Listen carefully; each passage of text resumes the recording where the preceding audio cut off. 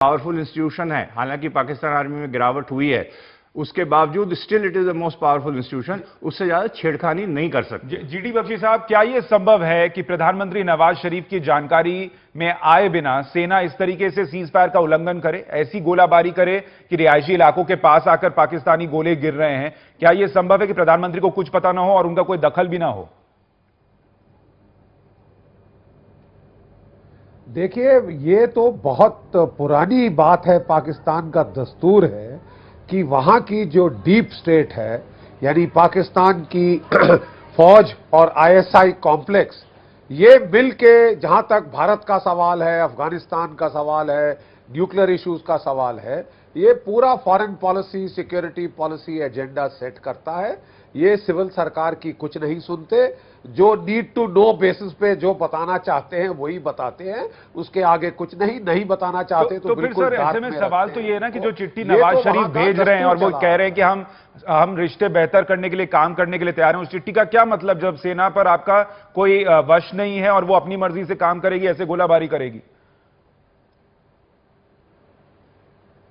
देखिए साहब, इसमें आपको नई बात क्या लग रही है? मुझे तो ये हैरत हो रही है कि हमारे प्रधानमंत्री वाजपेयी जी लाहौर बस यात्रा करके जा रहे थे और वहां पे कारगिल के युद्ध की तैयारी हो रही थी, पूर्ण रूप से वहां पे। नहीं सर, मुझे इसमें नई बात नहीं लग रही, यही तो दिक्कत की बात है, क्योंकि नवाज शरीफ आए, उन्होंने उम्मीदें जगाई, साड़ी भेजी मोदी की मां के लिए, उन्होंने चिट्ठी लिखकर कहा कि हम रिश्ते सुधारना चाहते हैं, लेकिन फिर वही पुरानी बात। यही तो दिक्कत लग रही है कि चीजें पुराने ढर्रे पर चल रही हैं।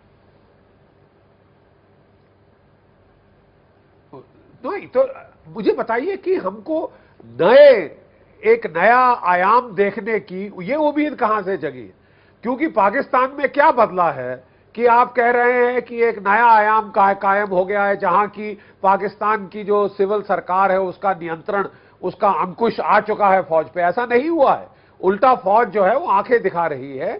फौज बहुत नाराज है नवाज शरीफ से, क्योंकि जो ट्रायल चल रही थी मुशर्रफ साहब की, उसके ऊपर भी फौज वो काफी कर रही थी। देखिए, और मैं आपको दूसरी बात याद दिलाना चाहता हूं कि हालांकि हमारे प्रधानमंत्री मोदी साहब ने जैसे ही उन्होंने अपना शपथ समारोह था, उस पे सारे सार्क के नेताओं को बुलाया, रीच आउट किया, और जो है नवाज शरीफ साहब को भी यहां निमंत्रण दिया, उनसे बातचीत करी।